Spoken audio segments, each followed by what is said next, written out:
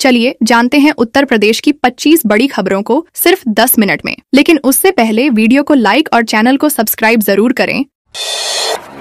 BHU में आधी रात को जमकर चलेगा पथराव। बनारस हिंदू विश्वविद्यालय में मंगलवार आधी रात उस समय अफरा तफरी मच गई जब छात्रों और सुरक्षा कर्मियों के बीच विवाद ने हिंसक रूप ले लिया। राजाराम हॉस्टल के पास एक गाड़ी से बिड़ला हॉस्टल के छात्र को धक्का लगने के बाद छात्र शिकायत लेकर चीफ प्रॉक्टर ऑफिस पहुंचे थे। कार्रवाई न होने से नाराज छात्रों की सुरक्षा कर्मियों से तीखी बहस हो गई, जो देखते ही देखते पथराव में बदल गई। हालात बिगड़ते देख 5 थानों की पुलिस और पीएससी बुलानी पड़ी। करीब 2 घंटे तक कैंपस में तनाव का माहौल रहा। इस दौरान 10 पुलिसकर्मी, 20-25 छात्र और 10-15 प्रॉक्टोरियल बोर्ड के सदस्य घायल हुए।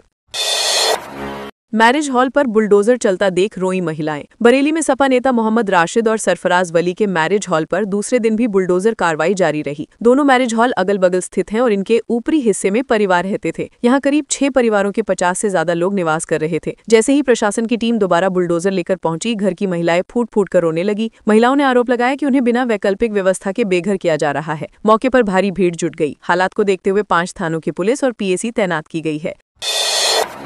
सीएम योगी की ओर दौड़ा युवक, कमांडो ने पकड़ा। योगी आदित्यनाथ की सुरक्षा में वाराणसी में बड़ी चूक सामने आई है। नमो घाट पर आयोजित काशी तमिल संगमम कार्यक्रम के दौरान एक युवक सुरक्षा घेरा तोड़ते हुए मंच की ओर दौड़ पड़ा। इससे पहले कि वो मुख्यमंत्री के करीब पहुंच पाता, कमांडोज ने फुर्ती दिखाते हुए उसे पकड़ लिया। एसीपी विदुष सक्सेना के मुताबिक पकड़े गए युवक का नाम जोगेंद्र गुप्ता है और उसकी मानसिक स्थिति ठीक नहीं है। उसकी मां ने बताया कि वो नशा मुक्ति केंद्र से लौटने के बाद दोबारा शराब पीने लगा था। पुलिस पूरे मामले की गंभीरता से जांच कर रही है।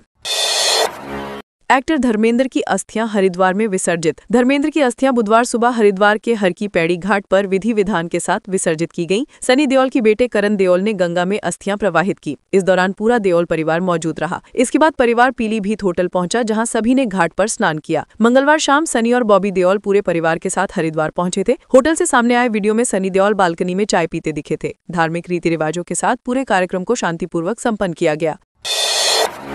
प्रयागराज में घर में लगी भीषण आग। प्रयागराज में बुधवार तड़के करीब 4 बजे एक मकान में अचानक भीषण आग लग गई। आग इतनी तेजी से फैली कि कुछ ही मिनटों में पूरा घर इसकी चपेट में आ गया। उस समय घर के भीतर 15 लोग मौजूद थे। चीख पुकार सुनकर आसपास के लोग मौके पर पहुंचे और रेस्क्यू शुरू किया। जिस हिस्से में आग लगी थी, वहां रह रहे पिता, मां और बेटी गंभीर रूप से झुलस गए। तीनों को तुरंत अस्पताल ले जाया गया, जहाँ इलाज के दौरान पिता की मौत हो गई। घायल मां और बेटी की हालत अब भी नाजुक बनी हुई है। आग लगने के कारणों की जांच की जा रही है।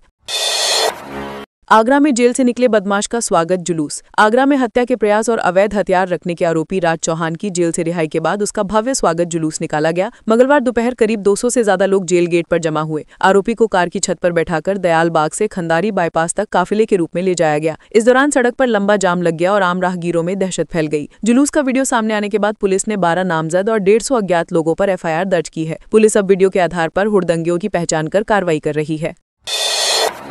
अंबेडकर नगर में सड़क किनारे मिला महिला का शव। अंबेडकर नगर के टांडा थाना क्षेत्र में राष्ट्रीय राजमार्ग 233 पर बुधवार सुबह सड़क किनारे एक महिला का शव मिलने से इलाके में सनसनी फैल गई। हजालापुर बाजार के पास टहलने निकले लोगों ने पहले महिला को बेहोश समझा, लेकिन पास जाकर देखा तो उसकी मौत हो चुकी थी। सूचना मिलते ही पुलिस मौके पर पहुंची और छानबीन शुरू की। मृतिका की पहचान सीता देवी पत्नी हीरालाल के रूप में हुई है। घटनास्थल पर बड़ी संख्या में लोग इकट्ठा हो गए। पुलिस ने शव को कब्जे में लेकर पोस्टमार्टम के लिए भेज दिया है। मौत के वास्तविक कारणों की जांच रिपोर्ट आने के बाद स्पष्ट होगी।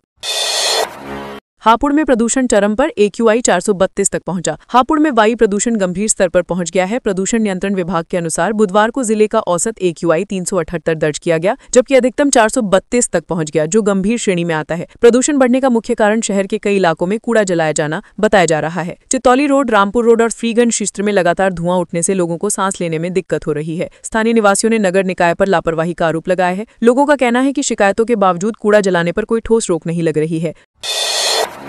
जौनपुर में राष्ट्रवादी पार्टी ने सिटी मजिस्ट्रेट को सौंपा ज्ञापन। जौनपुर में राष्ट्रवादी पार्टी के पदाधिकारियों ने बुधवार को सिटी मजिस्ट्रेट इंद्र नंदन सिंह को ज्ञापन सौंपकर स्थानीय समस्याओं को प्रमुखता से उठाया। ज्ञापन में नीलगाय द्वारा किसानों की फसलों को भारी नुकसान पहुंचाने का मुद्दा प्रमुख रहा। नेताओं ने मांग की कि नीलगाय से फसलों की सुरक्षा के लिए शासन प्रशासन ठोस व्यवस्था करे। इसके अलावा मड़ियाहू से वारी गांव रेलवे स्टेशन तक खराब हो चुकी सड़क की मरम्मत की मांग भी उठाई गई। पार्टी नेताओं ने कहा कि सड़क की बदहाली से रोज दुर्घटनाएं हो रही हैं। उन्होंने चेतावनी दी कि यदि समस्याओं का समाधान नहीं हुआ तो आंदोलन किया जाएगा। कानपुर में मंदिर के गर्भगृह में यूरिन करने का आरोप। कानपुर के रेवना थाना क्षेत्र के शिवहरी धाम में उस समय तनाव फैल गया जब दो युवक बाइक से मंदिर परिसर पहुंचे और जूते पहनकर गर्भगृह में घुस गए। आरोप है कि उन्होंने मंदिर के अंदर आपत्तिजनक हरकत भी की। विरोध करने पर मंदिर के ट्रस्टी शिव कुमार द्विवेदी के साथ युवकों ने हाथापाई की। घटना की सूचना बजरंग दल और हिंदू जागरण मंच को दी गई, जिसके बाद कार्यकर्ता मौके पर पहुंचे। बाद में ट्रस्टी और कार्यकर्ताओं ने घाटमपुर एसीपी कृष्णकांत यादव को तहरीर सौंपकर सख्त कार्रवाई की मांग की। पुलिस मामले की जांच कर रही है। मैनपुरी में चलती कार में लगी आग। मैनपुरी के बस स्टैंड चौराहा पर बुधवार सुबह एक चलती वैगनआर कार में अचानक आग लग गई। देखते ही देखते आग इतनी भीषण हो गई कि पूरी कार जलकर खाक हो गई। हालांकि चालक और कार में सवार सभी लोग समय रहते बाहर निकल आए, जिससे कोई जनहानि नहीं हुई। प्रत्यक्षदर्शियों के अनुसार कार जैसे ही पेट्रोल पंप के सामने पहुंची, उसमें से धुआं उठने लगा और कुछ ही सेकंड में इंजन से आग भड़क गई। घटना के बाद मौके पर भीड़ जमा हो गई और कुछ देर तक यातायात बाधित रहा। दमकल टीम ने आग पर काबू पाया। संत कबीर नगर में मुठभेड़ के बाद चोर गिरफ्तार। संत कबीर नगर पुलिस ने चोरी की 5 वारदातों का खुलासा करते हुए एक शातिर चोर को मुठभेड़ के बाद गिरफ्तार किया है। पुलिस अधीक्षक संदीप कुमार मीना के अनुसार आरोपी अविनाश चौरसिया को 2-3 दिसंबर की रात अजबईवा घाट पुल के पास मुठभेड़ में पकड़ा गया। उसके पास 315 बोर का तमंचा, एक खोखा कारतूस और लगभग 60,000 रुपए नकद बरामद किए गए हैं। पूछताछ में आरोपी ने स्वीकार किया कि वो शौक पूरे करने के लिए चोरी करता था। बरामद नकदी पिछली 5 चोरियों से जुड़ी बताई जा रही है।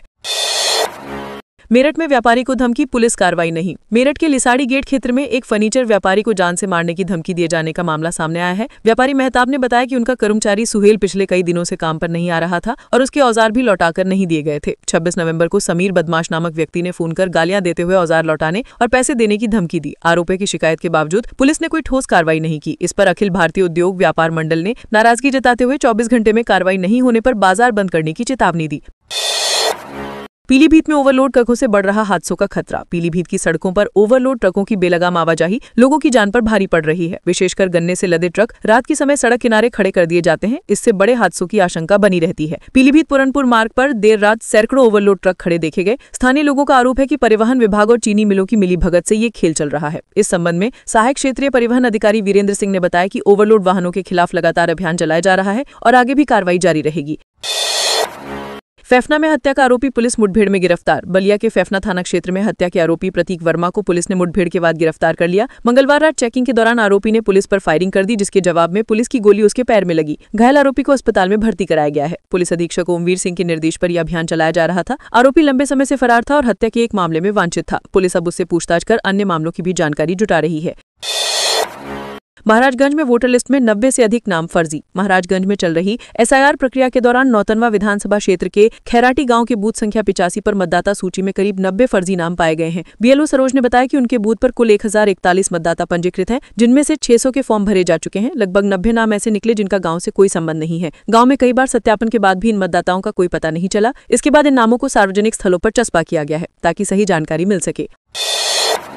हल्के में मत लेना मुझे, नाम है जोगिंदर। नोएडा के सेक्टर 12 में स्थित एक प्राथमिक विद्यालय में बीएलओ से बदसलूकी का मामला सामने आया है। शराब के नशे में धुत युवक जोगिंदर ने बीएलओ से ऊंची आवाज में कहा कि हल्के में मत लेना मुझे। बीएलओ से समझाती रही कि उसका वोट यहां दर्ज नहीं है, लेकिन वो धमकी देता रहा। मौके पर मौजूद लोगों ने उसे शांत कराने की कोशिश की, लेकिन वो नहीं माना। घटना की सूचना मिलते ही सेक्टर 24 थाना पुलिस मौके पर पहुंची और आरोपी को गिरफ्तार कर लिया। आरोपी के खिलाफ सरकारी कर्मचारी से अभद्रता का मामला दर्ज किया गया है।